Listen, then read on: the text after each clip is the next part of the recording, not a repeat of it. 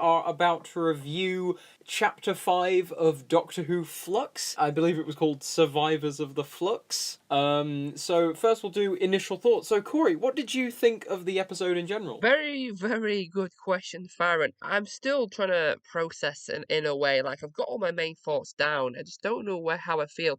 I guess it's to summarize, really. A lot was said, like, a lot was revealed, but not much happened in the story. The story didn't really progress very far. It kind of, like, stayed in the moment where we left off, and it's slowly going towards what we're going to eventually find in the finale. But, like, a lot was thrown at us throughout that time. So yeah, it was like a lot happened, but nothing happened at the same time in a way. I don't think this episode is going to like be one that pops out to me in terms of like a rewatch. I don't think it's going to be one that I'll be like, oh yeah, I want to go back and rewatch that because that had some really cool moments and really interesting. No, there wasn't a lot of that going on. You know, I feel like they threw everything at us last week and then this week, bit lackluster, but it was fine, I suppose. I think as well, like with the title, like Survivors of the Flux, I was kind of expecting like again, end of the universe, people being scattered about, division or swarm trying to extinguish the remaining people that are yet to die. And yet it wasn't. It was just again we were hanging about the end of the universe, but it wasn't ending just yet, sort of thing. Like for an episode called Survivors of the Flux, it didn't focus much on the aftermath of the Flux as much as I expected. I guess the survivors are Yaz and Dan because they literally survived the flux in the time. And the Doctor, I guess that's the road you want to go. Bell and Carvanista, possibly. Technically, yes, so did he. So probably not what we kind of expected. And I think as well with what they teased with, the whole Kate Stewart, there was a lot less units than I was expecting. Like it did feature across the whole entire episode, but in terms of like unit content, there wasn't all that much, which it seems we're going to get next week. Anyway, so moving on to characters and villains. Corey, what were your thoughts on the specific characters from this episode? You know what? I think the Doctor's kind of plateaued a bit. I think she's now consistently being quite good. I say quite good.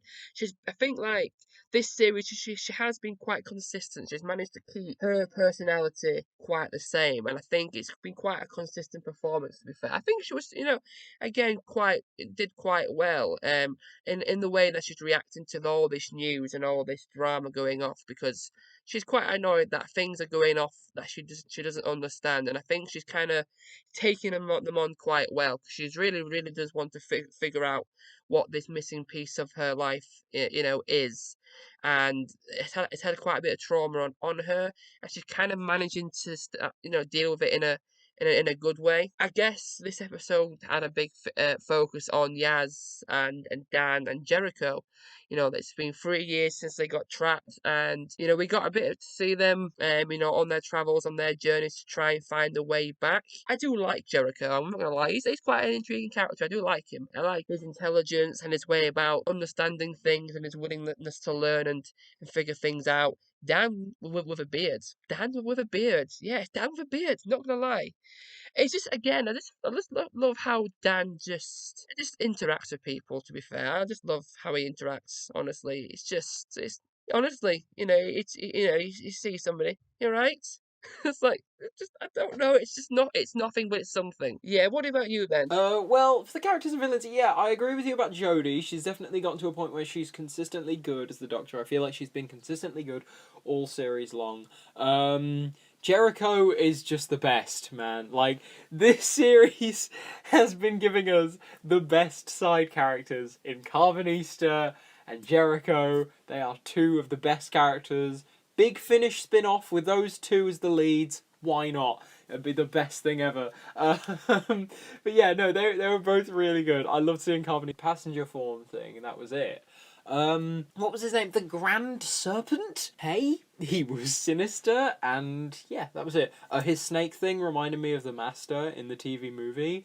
So is he a Time Lord? I don't know. That's one for Sam and George to figure out because they're doing the theories. Who else was in this episode? Oh yeah, Yaz and Dan. God, they were there and they did nothing. Who else was it? Oh yeah, Tek Tae-yoon came back. I completely forgot about that.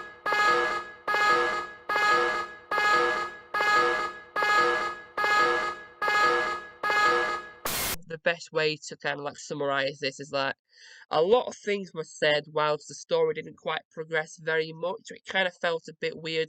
You know, the cutting between scenes was a bit much as each bit was interesting. It was just a bit weird going from one place to another. And especially within like they went from like the like that temple to the boat to like here and then to there, and then even on like modern day it was here and there. It was just a bit here and there. It was intriguing at times but not so much at other times. I think it was just a bit weird. He was irritated by the fact that the Timeless Child is now confirmed and can't be unwritten. Once Tecteun said the words, basically, yes, what the Master said is true, yeah, that's where he got a bit annoyed. However, he did like the subplot for Yaz, Dan, and Jericho. He did like them traversing across the world, trying to figure out how to get back to the future. Like he liked that bit. He actually liked how they finally explained like how Williamson is relevant somewhat. Like we now know his tunnels leads to different parts of time. Like we now understand why he keeps cropping up in different places. How that actually happened, we have no clue. We just know it exists. He's a bit confused about Unit returning, like Kate went dark in 2017 and now back in 2021 they're gonna face off against the Flux in the finale. Like, is it Kate? Is Kate bringing back units in the future? He likes the Grand Serpent, he's just not too sure what his purpose is just yet. Like he seems cool. He felt like there was a lot going on, lots of plots, and he felt intrigued by the different universes. But the jumping about was okay, but he would prefer to try and stay more focused on one thing rather than a lot of things. It had a cool cliffhanger. However, the resolution to last week's cliffhanger he felt was a bit cheap because literally instantly it's somewhat resolved. Like she changed back to herself. But I think that the best part of this is basically George literally died inside when Tech 1 was revealed. Hurrah for now!